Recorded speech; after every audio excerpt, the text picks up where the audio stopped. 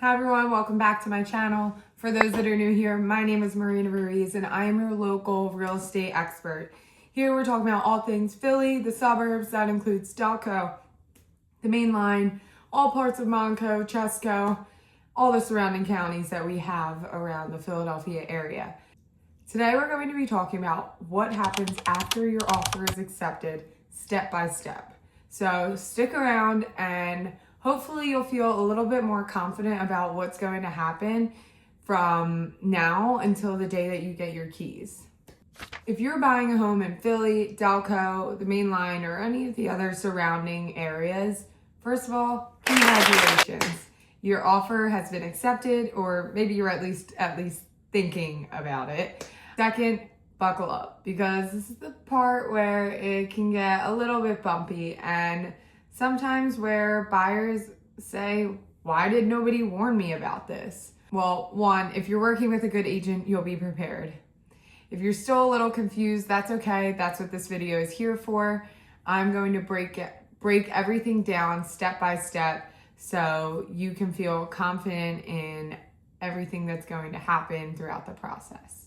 Once your offer is accepted and both the buyer and the seller sign the agreement of sale, your offer is considered, or I should say, the agreement of sale, which is the document that both parties sign when you're sending an offer to purchase a property.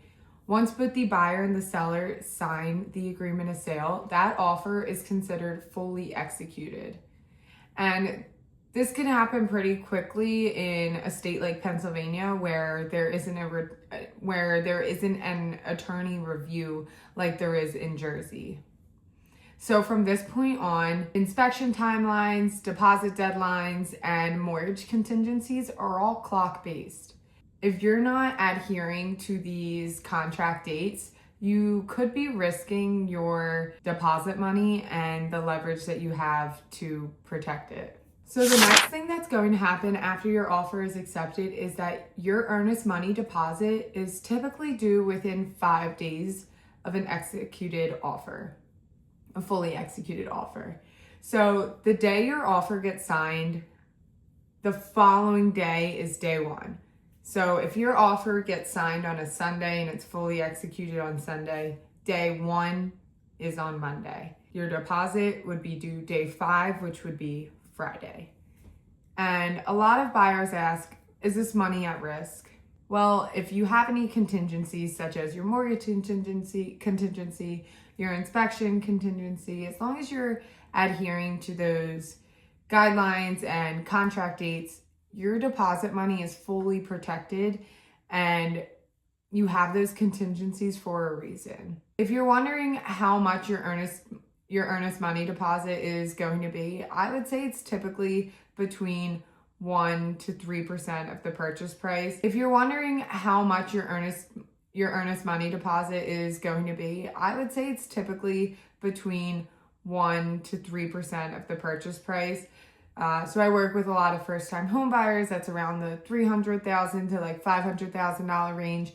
And I usually have my buyers submit between anywhere around $3,000 to $10,000. If it is a competitive situation, it does show a seller that you are really committed with a higher earnest money deposit, because it just shows that you have more skin in the game. Again, this money is always protected surrounding your contingencies. So it really doesn't matter if the amount is higher, because at the end of the day, you're still paying that same amount on closing day. So whether your closing costs are $50,000 on closing day and your earnest money deposit was $10,000 on closing day, you're only going to owe $40,000. But let's say your closing costs are $50,000 and you put $20,000 down as your earnest money deposit, you're only going to owe $30,000 on closing day. So it all equals out.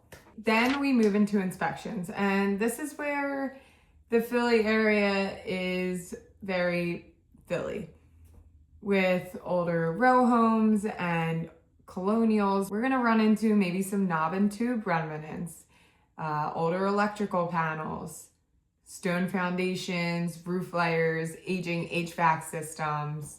In the suburbs, we're talking septic systems, well water, stucco, or aging sewer laterals. The inspection isn't about perfection. It's about understanding risk, future costs, and safety. Once that inspection report comes back, it can look a little long and terrifying, but I'm here to walk through it together and guide you on what's normal for a 1920s Philly row home and what's to be concerned about. From there, we'll talk about our strategy and if we're going to ask the seller to repair anything before closing or give us a credit back at closing, money that is credited to you on closing day so you can fix that yourself. So if your closing costs were $10,000 and the seller was going to give you $5,000 as a credit, your closing costs would now be $5,000 instead of $10,000, and now you have that extra $5,000 that you're going to spend on your closing costs anyway, and you can use that money to get something fixed after closing day. Before inspections, I always sit down to have a chat with my buyers so we can be on the same page and in the right mindset of how we're going to approach this. And it's different in every situation, but I like to again emphasize that we're buying a house, not a museum. Houses do things. No house is perfect. We can't ask for a repair or a credit just because something's old. It's gotta be broken, a safety hazard, or something that's gonna affect maybe your daily life in the property, like no heat, if the heating system's broken. So I always prepare buyers as we go through inspections to keep in mind what's a priority for them and any concerns that they have. And then when they're going through the inspection report, pick about 5 to 7 items that are a priority for them to get fixed or get credited back for. And a win would be to get 2 to 4 items fixed or credited from the seller. And sometimes, especially in very competitive situations, it's about choosing your battles strategically so you don't blow up a good deal. In the end, we hope both sides are reasonable. While inspections are happening, your lender is deep into underwriting, and this is where some first-time homebuyers can get tripped up because your lender may ask you for documents that you've already sent them, like income, assets, and employment verification. During this phase, don't open up any new credit cards, don't go buy a car, don't finance furniture, and don't Venmo your friends $5,000 thinking that it won't matter, because it does. Next up comes the appraisal. The lender's gonna send a third-party appraiser out to the property to verify that the property is worth what the bank is loaning you. So it's really important that you work with local lenders who have a knowledge on our hyper local markets. Appraisals can be tight when markets are moving quickly, like ours are in the hyper local Philly and surrounding suburbs areas. If it comes in at value, that's great. If it comes in under, then we're gonna have to go back to the drawing board and talk about some renegotiations. And when I say if an appraisal comes in at value, that means that the appraiser thinks that the home is worth the loan that the bank is going to give it to you for. If it comes in under, then the appraiser thinks that the property is not worth what the bank is going to loan you for, and therefore they won't, which is why we might have to go back to the drawing board. It's not a very common thing, and if you're working with an experienced agent who has knowledge of the local area, it shouldn't be an issue. And then finally, if your appraisal comes in above value, great. You just earn instant equity. Congratulations. Behind the scenes, title work is happening. In Philadelphia, this is especially crucial because they are checking there are no liens on the property, unpaid taxes, permits that were never closed, issues tied to estates or long-term ownerships. You usually don't feel this step or know that it's happening, but it is happening and it's critical. It's what ensures that you get clean ownership on closing day. As we get closer to closing, within 3 days, you will receive your closing disclosure from your lender. And if you're not sure what a closing disclosure is or what it entails, go check my last video. I go through it line by line so you can understand exactly where each dollar is going when you buy a property. So you should be reviewing this closely, and as your agent, I will go through it line by line so you understand where each dollar is going in terms of fees, where your monthly payments are looking, what your monthly payments are looking like, and any fees and transfer taxes. So that way you are prepared on closing day. Right before closing, we will do our final walkthrough. Sometimes I schedule it the day before, sometimes I schedule it an hour before closing. It really depends on everybody's schedule and preference. This is basically our last chance to get through the property and confirm that it's being turned over in the condition that we last saw it in. And if you requested the seller to do any repairs, we're gonna make sure that those repairs were completed. We're gonna test all the systems and run the dishwasher, the washer, the dryer. We're gonna test all the sinks, have them run for a minute, flush all the toilets, turn on all the lights.